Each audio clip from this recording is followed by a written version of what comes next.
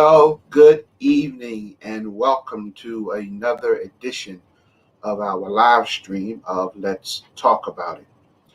Today is Thursday, March the 18th, 2021. We're so happy that you have joined us this evening for another interesting conversation. As you know, this month, the month of March, is Women's History Month. And many are celebrating the achievements and accomplishments of women, of not just women of color, but women all over of other ethnicities and different groups. And certainly we want to hold them in high esteem. It appears as if now the ceiling has been broken in many of the areas in and around our nation and around the world. Women are holding positions of leadership, positions of authority, positions of prestige, even in corporations and banks and in legal areas, lawyers and judges, and even on the Supreme Court and appointed positions in our government and the White House cabinet. And certainly we want to give kudos to the women that have accomplished much, even after many have said that women were to remain in the background. Women has now come to the forefront. And so we want to applaud them. And so they have a month that they have designated where they celebrate now women's achievement. So March is that time, as they have declared it, Women's History Month. If you're watching us by way of YouTube, well, we want to say thank you. And certainly we encourage you to like our page. And also, if you have not already done so, subscribe so that you can get notified each time that we come on.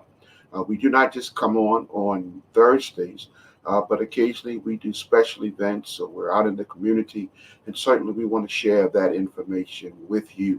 And we encourage you to invite your friends and family and co-workers to share and participate. Also, if you are watching us by way of Facebook, we want to thank you.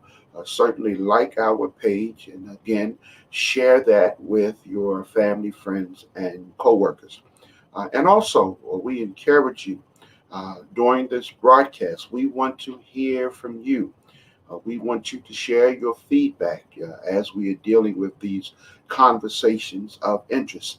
And if you will accept the disclaimer by StreamYard, it will put your name up so that we can actually see who is making the comment. And the comment will be put right up on the screen in live time. And so we want to thank you for your participation, involvement, and encouragement. It's been a good day. It's been a good week. It's been a little rainy. However, we are still on the move. Our topic tonight, we're talking about our students are failing, and so are the schools. Who gets the blame? There's a special report that has been done here in the Baltimore area about the Baltimore City Public Schools. Those who are viewing that have information about that. And it's not just Baltimore where the issues are with the school system and with students failing. It's all around the country. And certainly we want to talk about that tonight. And so get ready, participate, share in with us, join in with us as we talk about this issue. Our students are failing, and so are the schools. Who gets the blame? Let's get ready to talk about it.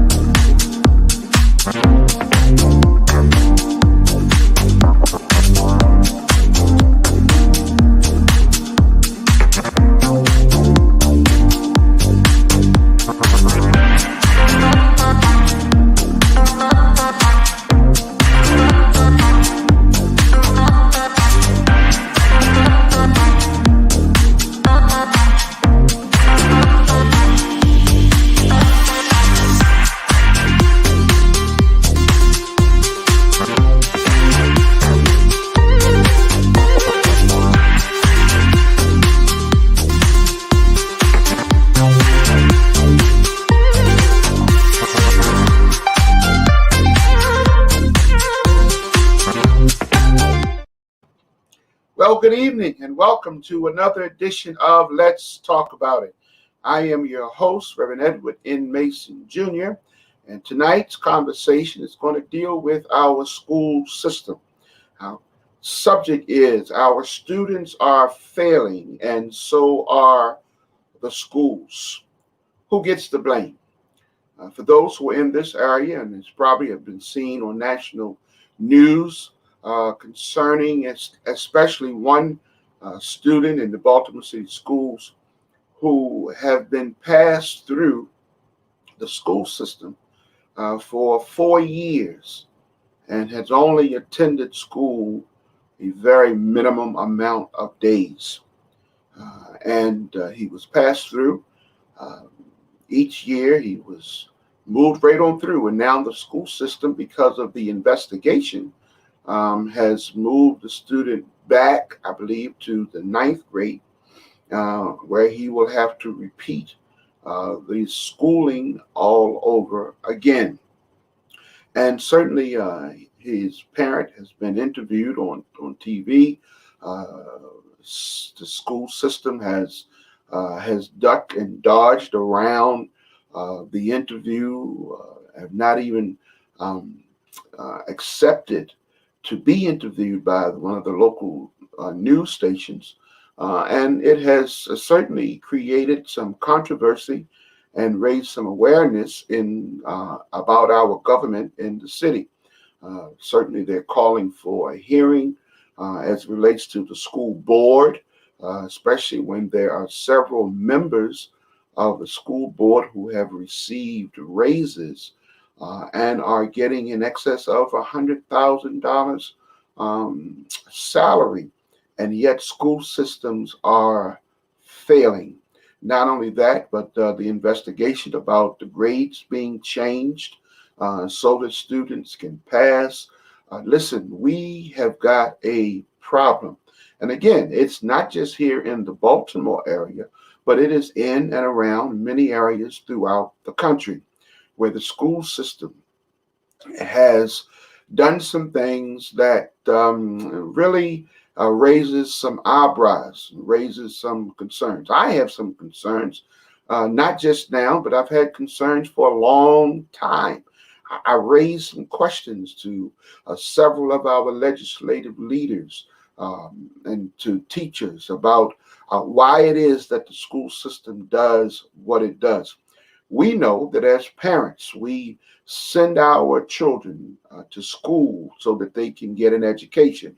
And we're hoping and trusting that the teachers will provide them the education that they need. We know that we've had issues with schools having the right amount of resources, school books, and learning materials. We know schools have been, so they say, underfunded to the point where teachers have had to spend their own resources to buy materials to be able to assist with the students. And certainly that should not be. But I think the problem that we need to deal with is how much of it got to be the way it is from the beginning. And listen, I am not one of those parents. Of course, I don't have any children in school at this moment, but I've got grandchildren that are in school. But listen, I am not one of those parents who believe that all of the fault, responsibility lies on the school system. Yes, I do believe there ought to be accountability. We ought to hold those persons who are responsible accountable for doing the jobs that we have selected, elected, and appointed them to do. That goes from the school superintendent right on down to the teachers, to the custodians, to the cafeteria workers, everyone who has a hand in the making and the operation of the school system. However, yes, however, there is a however, I do not feel that we should exonerate or dismiss, I said dismiss responsibility from the parents. Oh my gosh. Yes, I did say it. I know it's controversial, but yes, I did say it. For some reason, we or some parents seem to feel that the schoolhouse is nothing more than a daycare center for our children. Now, listen, let's just be real. Whether you get upset with me, whether you email me, or whether you text me, or whatever, let's just be real. There is some responsibility that needs to be had for parents who have children in school.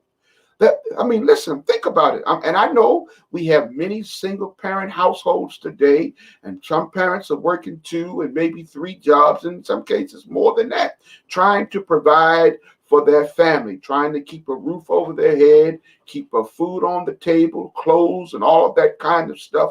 But listen, let's be real. There are some things that we as parents have the responsibility to make sure happen.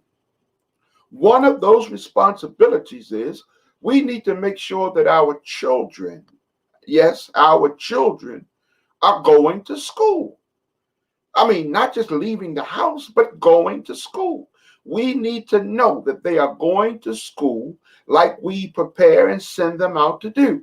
And we know truancy is a big thing. In fact, several years ago, I don't know whether or not it's still in place today, but here in the Baltimore City school system, a parent who had a child that was missing several days out of school, they will send the school resource officers and police officers and social workers to their houses. And in fact, I believe, if I'm not incorrect, I believe at one time they would bring them into court when their child was missing so many days of school to explain the reason why.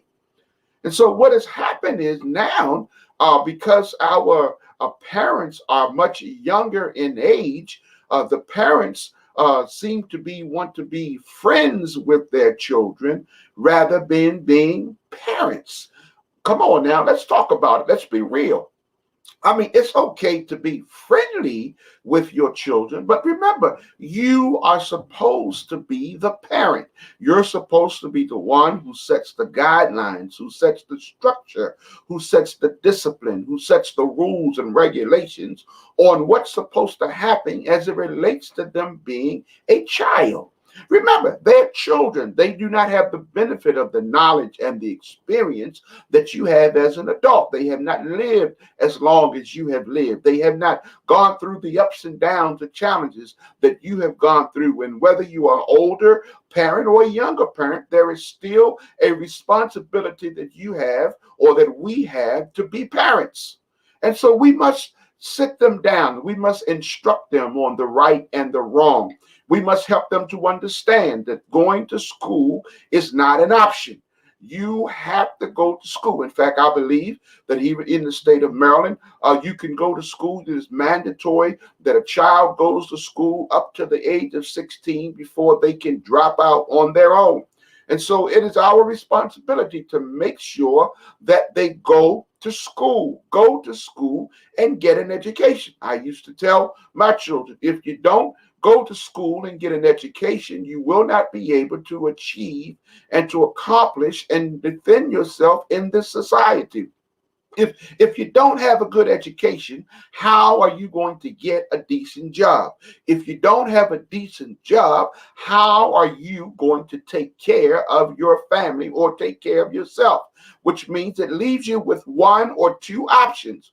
Either you're going to be a criminal, you're going to do crime, or you're going to wind up doing drugs. Either one of those will land you in a place that you don't want to be, either in prison or in the cemetery. So the question is, what are you going to do with your life without an education? It's hard enough. I said hard enough for individuals to achieve and accomplish and acquire good jobs, paying jobs, decent jobs with a college degree. What more do you think is going to happen when you do not have a basic high school diploma? And so what's the use of dropping out of school only to have to pay to go to another school after that where you can learn and get a GED, a equivalent to a high school, when they are offering schooling for free? For free. All we have to do is to ensure that our children go to school. We've got to make sure that they get up in the morning and go to school, do the necessary preparedness, uh, cleaning themselves, combing the look. Well, we don't need to talk about combing their hair, but making sure that they are appropriately prepared for school. And in fact, we need to do something about the night before. How do you think a child is going to pay attention in class when the teacher is teaching when they are sleepy and tired because they've been up all night, either on the phone, talking on the cell phone, or either texting or playing video games? They got all of the latest games and gadgets in their rooms. And so they're in their rooms up till late at night watching the movies and videos and playing games and not getting their proper rest. And then when the morning time comes and they go to school, their minds are not sharp. They're not alert because they're tired. And we're not even going to talk about eating the proper foods to help them make sure that their minds is stimulated. We as parents, we have so much responsibility when it comes to our children going to school. And then we cannot just send them to school. We must be actively involved in their education. Yes, I did say actively involved. At some point, we need to know who our children's teachers are. We need to be able to communicate with them. Nowadays, we have all kinds of modern conveniences. We have texts, we have emails, we have conference calls, all of those kind of things. Listen, when your student and your child knows that you are interested in their achievement in school, they will appropriately address it. They will do better. I know when I was in school, the last thing I wanted was for my parent to come up to the school because I was acting up. Yes, I said it. Every now and then, I kind of got beside myself, but I did not want my parent to come up to the school because I was acting up. We didn't have emails and all of that kind of stuff back when I was going to school. In fact, the teacher would send home a note. Yes, they would put the note in an envelope. And then when I was in middle school, they used to send home something called a deficiency slip. That's when the teacher, it was a little pad about the index size of the index card. And the teacher had a pad and she would write the student's name on it. And it had a list of things that was there that the teacher could check and would send that deficiency slip home to your parent. And your parent had to sign it and send it back. And if the parent didn't sign it and send it back, when a couple of days went by, the teacher would ask and ask and ask, and the teacher says, "Okay, well, you didn't bring back your deficiency slip signed. I'm going to call your parent tonight." Yes. And then there were some who tried to be slick, and they tried to sign the deficiency slip themselves and bring it back and give it to the teacher. And the teacher knew that handwriting on there was not their parent's signature. The bottom line is there was a time when teachers were interested in students' welfare and well-being, and there was a time when parents were interested in their children getting a decent education. But have times changed. So now we have parents that are no longer interested in their children going to school. We have parents that no longer want to hear when the teacher tells them about their child being disruptive and disrespectful, and not applying themselves. We got parents that go to the schoolhouse and actually want to fight the teacher because the teacher is giving them information about how their child is acting. So we have a problem with number one, parents are not doing the appropriate measures, not taking the appropriate measures as it relates to their children going to school. And now we have teachers who, because of a lack of the pay or the low pay and a lack of what they're allowed to do in the schools, that really don't care about what's going on. Now, that's not every teacher. Now, I don't want you teachers to start sending me emails and stuff. That's not every teacher. There are many good teachers out there that are doing a job, doing an exceptional job. They're taking their job seriously. They are doing what they need to do and trying to educate the children, trying to educate the students, trying to help them to understand what needs to happen. But then there are those who just say it's just a job. It's just a job for them. They figure they want to go in, put their time in, and either I'm going to teach it, either you get it or you don't. But listen, somewhere along the line, there needs to be a collaborative effort between the parent, the student, and the teacher. Whenever the teacher feels that he or she has the parent's support and at least the parent's listening ear, the teacher will give more attention to trying to see to it that the parent is informed about the student. But then we have the school system. So this is such a web. This is such a web that we need to deal with. Number one, we've got issue with parents. Number two, we've got issues with students. Number three, we have issues with teachers. But then let us not forget, number four, we've got an issue with the system. Yes, we have an issue with the system. Why do you say we have an issue with the system? Well, a few years back, remember when I was going to school, the passing grade was 70 when I was going to school. In other words, in order to pass a class, you had to at least attain a 70 grade average. And lo and behold, years later, they lowered the passing grade average from 70 to 60. The school system did it.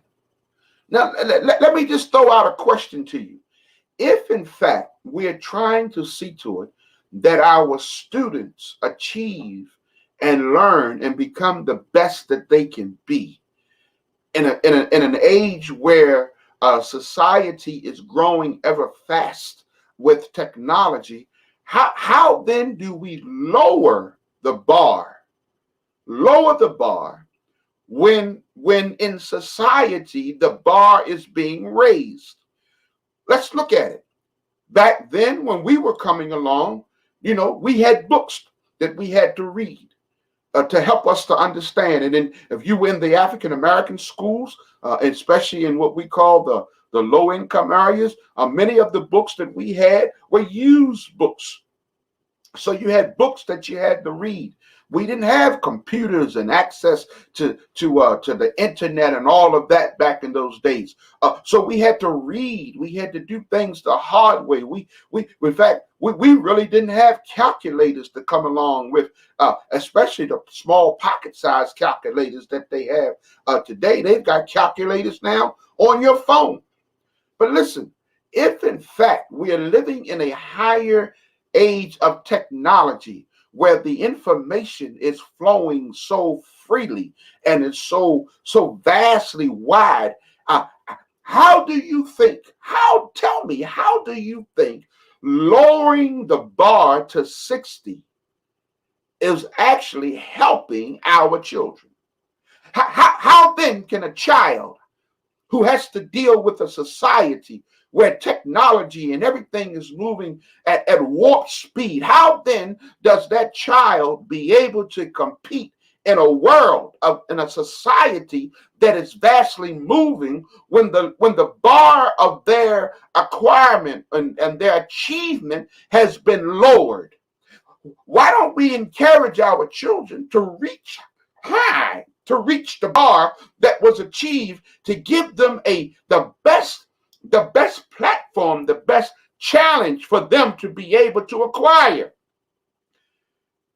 the things that life is going to offer them? And so the school system reduced the passing grade from 70 down to 60. They lowered the bar. Tell me, how did that really help our children? How did that? And so then what happened is, instead of a child trying to do their best, to give their earnest effort to achieve, they changed their mentality and says, all I need to do was just pass with a 60.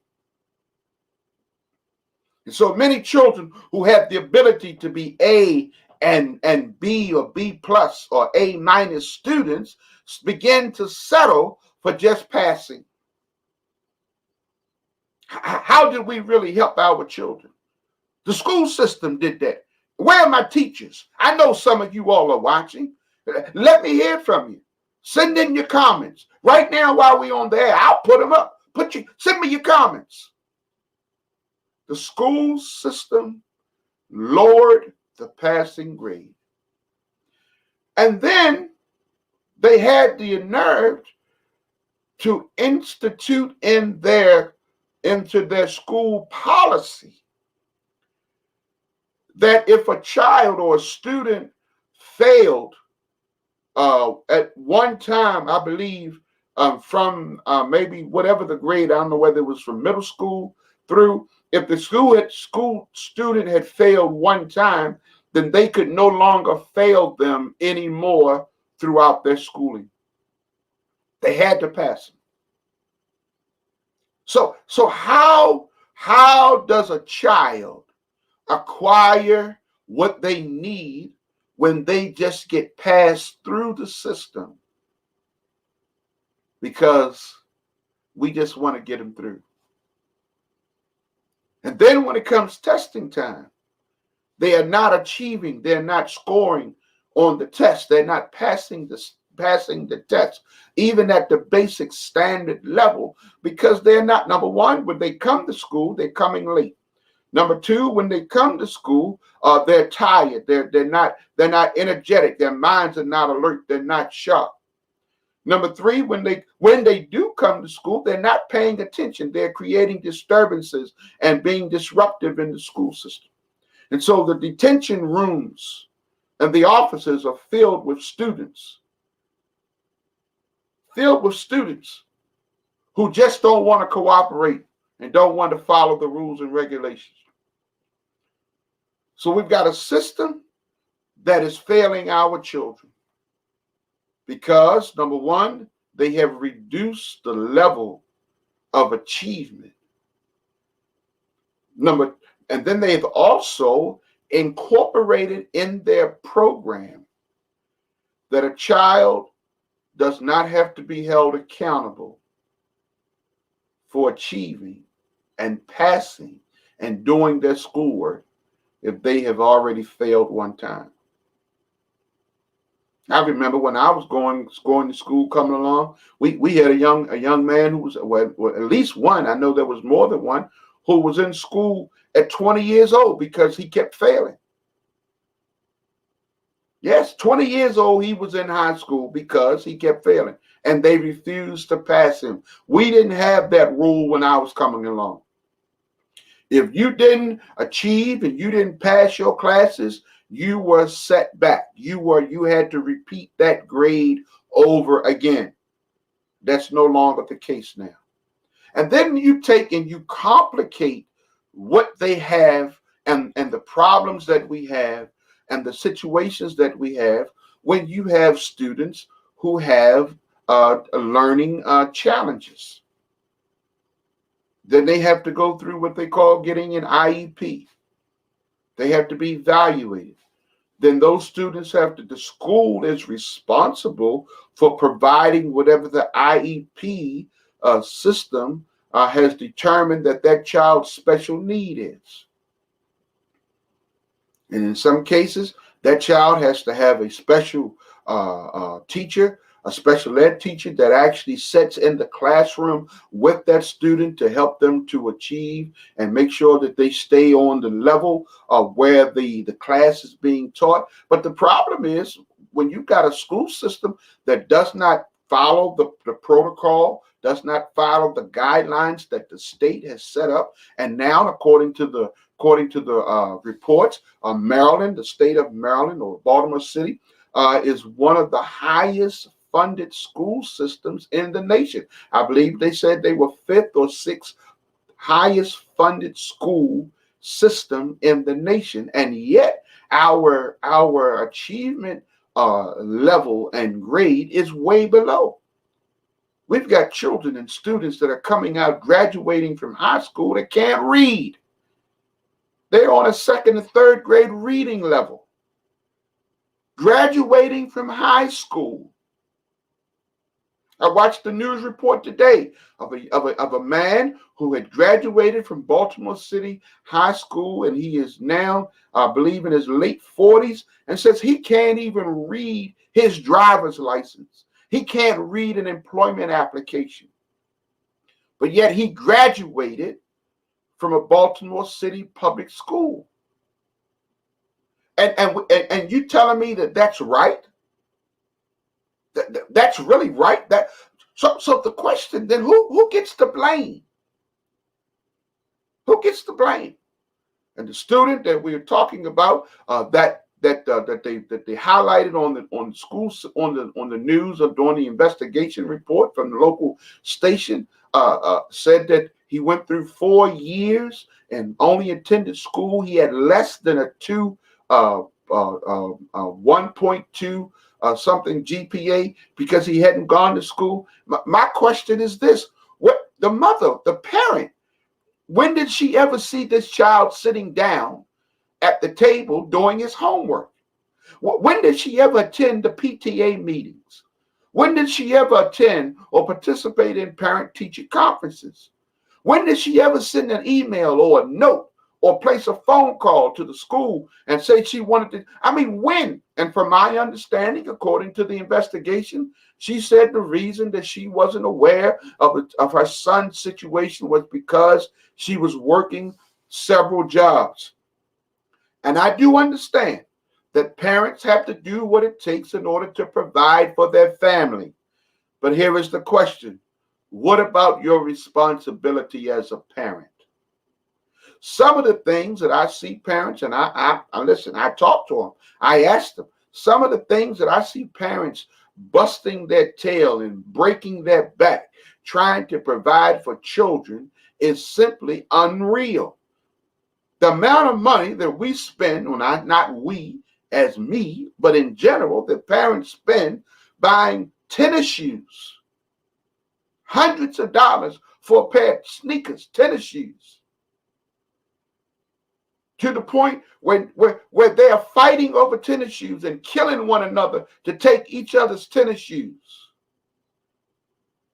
Does it really take all of that in society today? When does our children's education become important? Not only that, when do we hold our elected officials? That's another component of this problem. City Hall, our elected officials, when do we hold them accountable for holding the school system accountable? You're not going to tell me that they're just now finding out that this is a problem. In fact, it was a problem when they were going to school. And they were elected and put in positions of authority, put on the city council to be able to work on behalf of the citizens of Baltimore and whatever county or jurisdiction that others are in. Because it's not just a Baltimore City problem. However, we need to understand that we need to hold people accountable.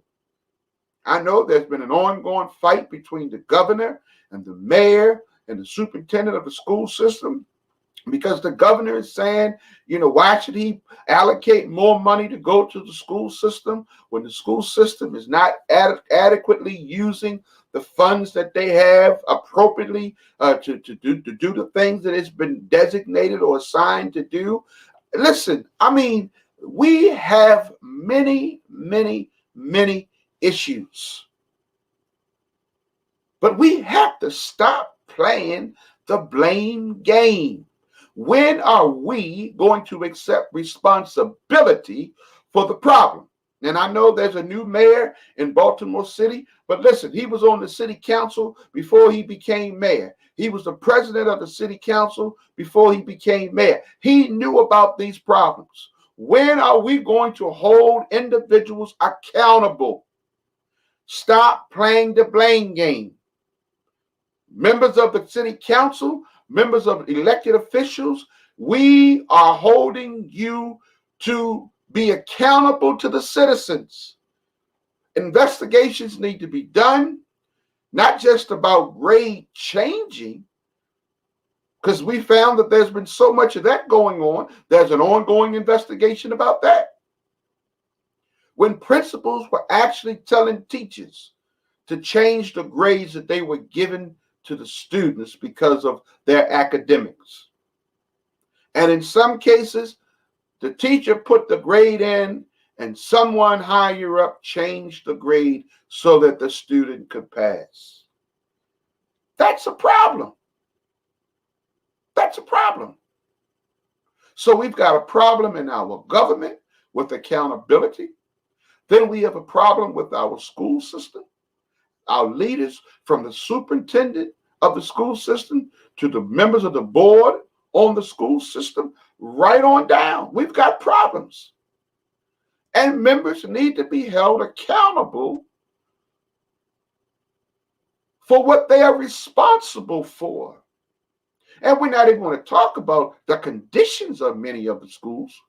We've got so many schools in Baltimore City that they have to let out early if the temperature reaches, I believe, 90 degrees or something like that in the summertime because schools don't have air conditioning. Come on now. How does a student that has done what they were supposed to, has gotten the proper amount of rest, has gotten the proper nutrition, and is sitting in the classroom, how do they focus when the heat of the school in the classroom is so high that causes them to be fatigued? So we've got issues. We've got issues. We have to deal with them. We have to come clean. We have to confront them. We have to stop pointing the blame at somebody else and hold individuals accountable. First of all, we have to hold ourselves accountable. When we vote for elected officials, we need to ask them questions. What is it that you plan to do in this area, in that area? And hold them accountable. And if they get elected and they don't do what they promised that they were going to do, then they need to be voted out and we need to put somebody else in that can do it. We need to stop allowing folk to just take our votes for granted and hold individuals accountable. No, I don't plan to run for office. It is not in my best interest to run for office, elected office. I can do more and be more effective on the outside than I can on the inside. When you get on the inside, your hands are tied. You get handcuffed. You get stipulations put on you on what you can do. As a citizen, I can say and I can and hold folk accountable without those restrictions. Just like we're doing tonight. We're talking about the issue. We need to hold persons accountable. Our elected officials need to be held accountable. We need to hold ourselves accountable. Stop falling for the okie doke. Stop falling for yeah, well, maybe they'll get it right some other time. No, we need to hold folk accountable. Ourselves.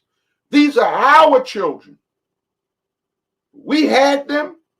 We gave birth to them. It's our responsibility to make sure that we teach them priorities. And one of your priority is you need to go to school and get an education. That's what we need to make as a priority. Video games, arcade games, expensive cell phones and tennis shoes and all that stuff is not a priority. Those are electives. Those are options. If you do good, if you excel, and you meet what the standard is set for you, then certainly you can be rewarded with some of those things. But I don't think we should put ourselves in a position where we can just sit idly by and just keep doing more and more and more and more and more for our children, and our children are achieving less and less and less. We've got parents that can't even get their children to take out the trash. We've got parents that can't even get their children to make up their bed and to keep their room clean. We've got parents that can't even get children to come in the house at a prescribed time. I know when I was coming along, we couldn't be out after a certain hour of the night. In fact, Mama said when the street lights come on, you better be on the porch, not on your way home. You better be on the porch. And at a certain time, we had to be in the house. At a certain time, we had to take our bath. We had to put our PJs on. We had to be in our room. And we didn't have all of those extra toys and all of that kind of stuff when I was coming along. And you know what? We thought it was rough. But guess what? It helped to make us into who we are today. Yes, it did. It helped to make us. And because of that, we have been able to achieve and to acquire. All I'm saying, my brothers and sisters, is along the way, somewhere along the way, we have to understand that when we don't do what is responsible, we create problems. We create problems for ourselves, for our children, for everybody that's involved. We create a problem. And all I'm saying is somewhere we have to get back to the basics and stop pointing the finger at other people and holding ourselves accountable, first of all, and then holding our children accountable, and then holding our teachers accountable, holding the school system accountable, and holding our elected officials accountable, because everybody got a part to play. Everybody. Everybody has a part to play. And we must understand that the things that we are doing now will ultimately affect the outcome of our children. In fact, not just later, it's affecting them right now. Right now. Right now, it's affecting them. So the question is, what are you going to do about it? I am looking to have, in the next several weeks, a special edition on the school system and the teachers and what we can do, a session where we can talk about what we can do to help make the system better. In fact, I'd like to hear from you. I'd like to hear from you. If you would like to be a part of that, please send us an email and state that you would like to be a part of that forum where we will have open discussion. We're going to try to see if we can get members of the school system board to be a part of that panel. Try to get teachers to be a part of that panel, teachers who have retired and parents, so that we can have an open dialogue and discussion about what we think should happen and how we can address it and to make it better. If you would like to be a part of that upcoming forum, we haven't scheduled it yet. We're still reaching out, trying to get persons to see who would be willing to participate. But if you would like to be a part of that forum, that we're going to deal with the school system, teachers, and parents, we invite you to reach out to us. Our email address is on the screen. Send us an email and say, I would like to be a part of that forum. And we certainly will have you, if possible, to be a part of that forum where we can talk about these issues and at least have some discussion. We will try to see if we can have some of our elected officials to be a part. But certainly it needs to be discussed. We have got to come up with a plan of action. And right now, what we currently have is not working. And then you take and complicate it with what we've been experiencing, the pandemic, COVID-19, students not being able to be in person classrooms, They've just started back up in-person classrooms to a certain point for certain grades, for certain ages, but certainly it is not up and running 100%. They're still doing virtual learning. We have got to do something. These are our children. These are our children that are missing out on getting a bona fide education.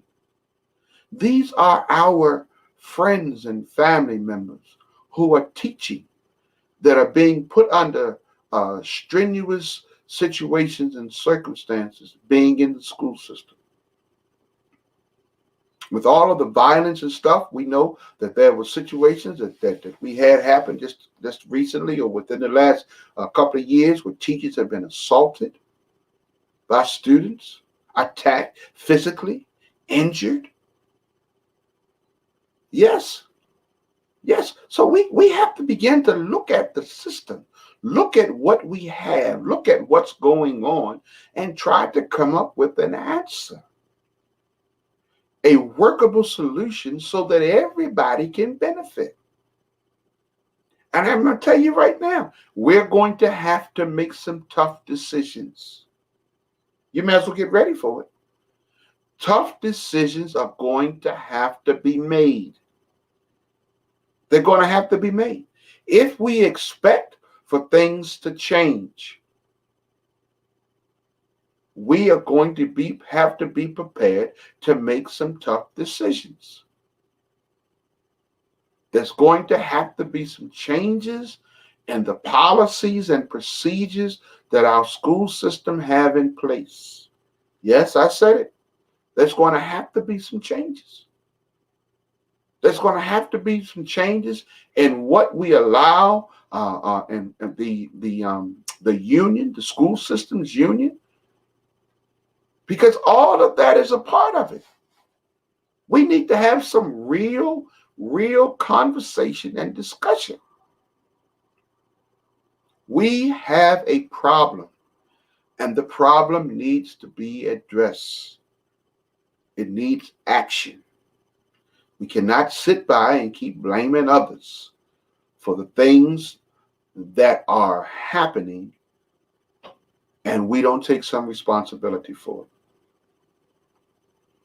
Yes, parents, we're going to have to start being parents.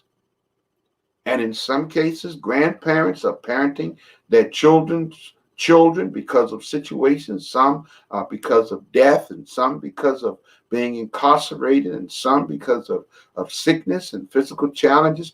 But whatever it is, if you are in the role or functioning in the role as a parent, we're going to have to make some changes in the way that we think. And you may as well get ready for it. We cannot allow our children to dictate to us what they are going to do. And it is so sad that many parents are living in homes where they are afraid of their children. Their children tell them what to do. It's sad. It's sad. And it has been said for a long time. We're living in a society today when we have children having children, which makes a very stressful situation for a child to be a parent. Children at 16 years old having children. And in some cases younger than that, 12 years old having children. And they're still children themselves. That's a problem. That's a problem. And we have to face the fact we have a problem that needs to be addressed. Parents are going to have to start being parents. Children are going to have to be held accountable for what they are supposed to be doing. They're going to have to be challenged. They're going to have to be pushed so that they can achieve and exceed. Because when they grow up, they are not going to be able to function in a society like today. And especially now when we have laws that they are pushing, for instance, they're pushing, and in some cases they've already approved it, a minimum wage of $15 an hour. How do you pay a child or a person $15 an hour as a wage that can't read? They can't read the instructions. They can't read the employee manual. How do you pay it? How do you pay someone $15 an hour that can't comprehend? That don't know how to follow the math equations? How do you pay somebody $15 an hour for that? That they're pushing to make mandatory. Come on now, let's be real. All of this has an effect on our society. This has an effect. And so they get a job at a grocery store. They can't add, they can't subtract, they depend on the computer and the cash register to tell them how much to charge the person and how much to give change back. And I tell you what, you want to see how confusing it is? Next time you go to the grocery store and there's a young person on the register, and let's just say your bill comes to $10 or $11.15, and you give them $21.15 change. Now, the average person would know that you are expecting them to give you a $10 bill back, but they get confused. They don't understand that. They don't understand. They can't do that on just regular math. They can't comprehend that. They don't understand that. We have a problem. We have a problem. And we can't keep sugarcoating it. We can't keep sweeping it under the rug. We can't keep acting like it's not happening. We can't keep making like, well, it's somebody else's fault. No, not somebody else's fault. It's our fault. Because we have not done what we are supposed to do to make a difference and to make things better. So as parents, we're going to have to stop being parents. We're going to have to set the rules. We're going to have to sit our children down, and we're going to have that talk with them. I'm the parent. You're the child. I want to do everything I can do to make sure you have what you need to be able to achieve. And in the other side of it, I need you to do everything that you need to do to make sure you achieve based on what is expected of you. And so when your child comes home and when you get home from work and y'all meet, and y'all discuss, have a discussion. Ask your child, how was school today? One of the first questions that I ask my grandchildren when I see them, did you go to school today? How was school today? What did you learn? I ask them that. I ask them, what did you learn? Because I want to make sure that they know number one, I'm concerned. Yes, I want them to know I'm concerned. And I can't show that I'm concerned if I do not ask them. That's what I do. Look, my grandson Kobe, I ask him all the time. And although he does his thing, he's playing his games and stuff, he tunes in to Pop's show every week. And that when I say, he says, good. You see, with 10 years old, because he understands. Where are some of the other young folk that are out there watching? I know there's some others out there watching. That's what I like. I like feedback. Give us feedback. I'll put it up on the screen. But we have to show to our young folk that we are concerned about them because we want them to achieve. We want them to excel. We want them to be better. We want them to grow. We want them to have everything at their disposal that they can. And the best way for us to do that is we have to hold them accountable. Not because we don't like them, but because we love them. That is one of the ways that we show love. One of the ways that we show love by encouraging our young folk. Look. We're encouraging our young folk to do better. And when you do better, we can help you.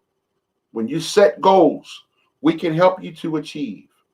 But don't expect me to give you, and you're not doing some of the basic things that you're supposed to be doing. If you need help, then ask for it. Say, I don't understand. And the teacher is supposed to try to do what he or she can do to help you to understand. If you're still not getting an understanding, then you need to let your parent know. I don't understand what the teacher is teaching. I don't understand it. Mommy, daddy, grandpa, can you help me? Because here's the thing. The things that they are teaching in school, you're going to be tested on. And if you don't pass the test, then you're going to get a failing grade. And if you get a failing grade, it's going to affect your average. And if it affects your average, in fact, for those who want to go to college after you get out of school, your grade average along the way is going to affect you to be able to get into a college. Whether or not a college will accept you, and in some cases, whether you'll be able to get a scholarship. But there are things that we need to sit down and share with our young people. And parents need to understand the repercussions and the things that happen. Parents need to understand that. They need to understand it. And so what we have to do, we need to teach them. We need to teach them so that they'll understand. We need to help them to understand.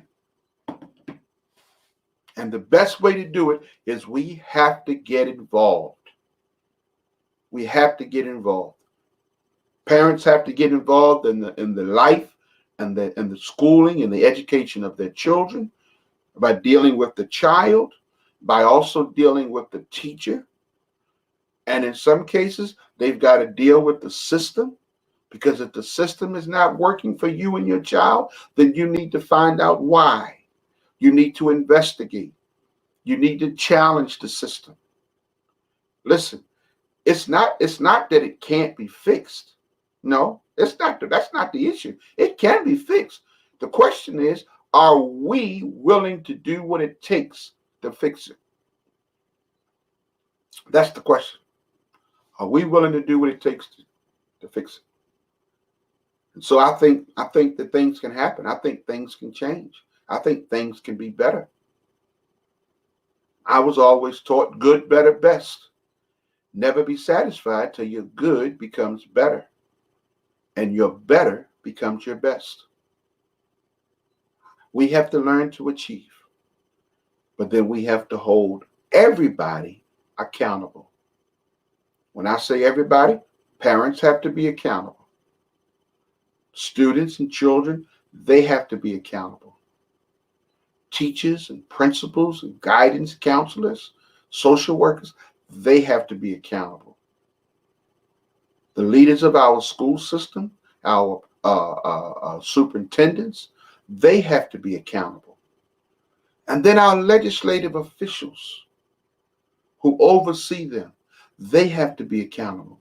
The bottom line is, accountability has to be the order of the day. If we expect for things to change, we have to be accountable. And we have to hold others accountable. Yes, we have to do it. I'm trying to tell you, we have to do it. And it can be done. But we have to stick together. We have to work together. We have to do it. Listen, I know it's tough. I know it's a challenge. But we got to stop pointing the blame game. We've got to begin to accept responsibility for the things that we do. The bottom line is, if we don't do it, we can't expect nobody else to do it. Our children need to learn. Our teachers need to teach. The school system needs to administer it. And, Kobe just said, true, always respect each other. You have to work together. You have to save people's lives. Thank you so much, Kobe. Thank you so much. One thing about it, my grandson, he watches. Not only does he watch, but he participates. Well, you've heard it. I've had it. We've talked about it. Thank you for sharing. Until next week.